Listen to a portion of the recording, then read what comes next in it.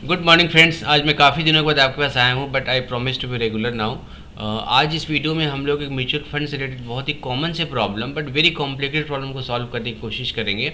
आज हम लोग ये देखेंगे कि म्यूचुअल फंड की सिप की फ्रीक्वेंसी जो नॉर्मल वर्किंग क्लास है ना, हमें सिप की फ्रीक्वेंसी डेली रखनी चाहिए, वीकली रखनी चाहिए या मंथली रखनी चाहिए। क्योंकि बहुत बार हमें ऐसा लगता है कि मार्केट जैसे मंथ में गिर गया नीचे तो हम उसमें इन्वेस्ट नहीं कर पा रहे हैं, तो हमें लगता है यार इसको हम अगर वीकली करते तो ज़्यादा बेटर था।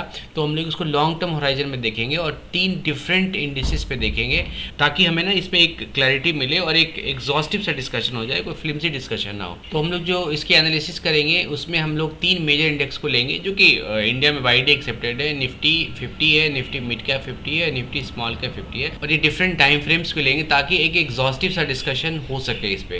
तो ये स्लाइड हमें दिखाते हैं कि हमने निफ्टी 50 का एग्जाम्पल लिया है। यहाँ पे 10 साल का स्लाइड दिया है, 2015 से लेके 2025 का। तो ये नीचे था ताकि एक रीजनेबल और एक रिलायबल सा डिस्कशन हो सके, ऐसा नहीं कि मार्केट हाई पे डिस्कस करेंगे। और हमने यहाँ पे 10,000 की SIP ली है, तो 10,000 की SIP अगर 10 साल तक करते हो तो इसमें क्या होता है ये हम लोग यहाँ पे समझने की कोशिश करते हैं। तो यहाँ पे देखो 10 साल की SIP अगर आपने मंथली की है तो ऑब्वियसली 240 मंथ होगा, 240 इंटू 10, 24 लाख रुपए आपने इसमें जमा करे।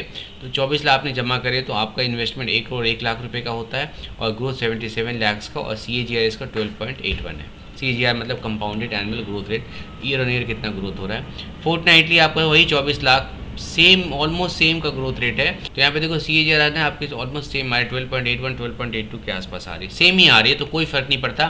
फोर्टनाइटली हमने जस्ट फॉर ए डिस्कशन को एक्सपैंड करने के लिए लिया है, बट हमारा कंसंट्रेशन मोस्टली मंथली, डेली और वीकली में ही रहेगा। अब इसको और थोड़ा सा डीप डाइव करते हैं कि हमने डिफरेंट इस बार 3 इंडेक्सेस लिए हैं। यहाँ पे देखो अगर आप इसको एनालाइज करोगे तो क्या होता है, ध्यान से आप प्लीज़ अभी स्लाइड को देखिएगा, चाहे तो आप इसको स्क्रीनशॉट ले लीजिए और फिर बाद में भी देख सकते हैं इसको।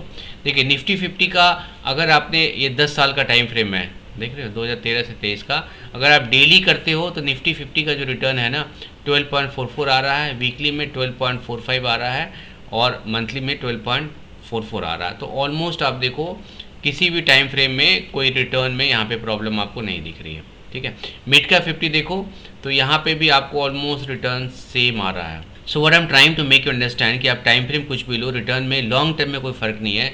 स्मॉल कैप में भी ऑलमोस्ट सेम है, कोई फ़र्क नहीं है।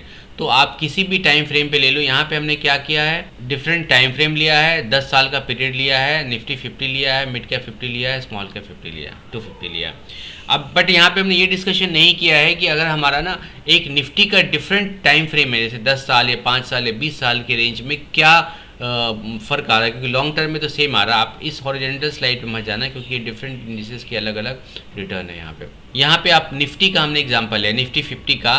अब हमने सब कुछ सेम रखा है, बट हमने होराइजन चेंज कर दिया, 10 साल का, 15 साल का और 20 साल का पीरियड लिया है। 2025 है तो मतलब 2015 से 25, और 2010 से 25, और 2005 से 25।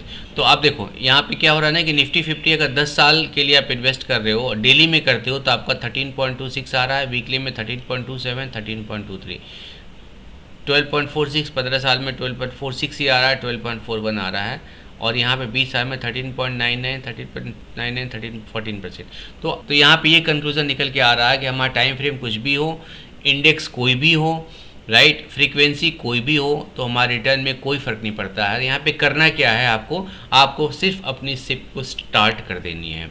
और जहाँ पे रिटर्न देखने हैं तो रिटर्न का भी मैंने आपको एग्जांपल पिछली वाली स्लाइड में दिखाया था, तो एक बार आप वहाँ पे देख लीजिए। हाँ, ये वाली स्लाइड में, इस स्लाइड में अगर आप देखोगे तो आपको ये दिख रहा है कि निफ्टी 50 का जो रिटर्न है ना ये 12%, 12.5% के आसपास है। मिड कैप का 16.5% का रिटर्न है, स्मॉल कैप का 13% का रिटर्न है। तो अगर आपको रिटर्न के हिसाब से देखना है तो आपको मिड कैप में इन्वेस्ट करना चाहिए। अगर स्टेबिलिटी देखनी है तो आपको निफ्टी 50 में इन्वेस्ट करें। स्मॉल कैप अगर आप देखो तो लॉन्ग टर्म में it is not giving better return than mid cap 150। But ये ध्यान रखें मिड कैप 150 का यूनिवर्स काफ़ी छोटा है, सिर्फ 150 स्टॉक्स का है, और ये काफ़ी वोलेटाइल होता है। तो आपके अंदर वो, और ओबियसली वोलेटाइल होने का मतलब ये नहीं है कि आपका रिटर्न कम आएगा, बट फॉर एग्जांपल नीचे गिर गया तो आपका अगली आपकी SIP नीचे के रेट पे जाएगी। तो जब नीचे के रेट पे जाएगी तो ओबियसली वहाँ से आपको रिटर्न ज़्यादा मिले, इसलिए आपको मैक्सिमाइजेशन है ज़्यादा रहता है वोलेटिलिटी की वजह से। तो आप इसमें से कोई भी इंडेक्स चूज़ कर सकते हो depending on your volatility. Time frame थोड़ा लंबा रखें, है ना। अब पीरियड थोड़ा लंबा रखे तो आपको रिटर्न इसमें मिलेगा, ज़्यादा बॉदर करने की ज़रूरत नहीं है। तो मैं काफ़ी दिनों से ना इस यूट्यूब के से बाहर तक कुछ और रिसर्च कर रहा था, इसलिए मैं वीडियो नहीं बना पा रहा था। Now I will promise to be regular. Please like and subscribe. Thank you very much, thanks a lot, bye bye.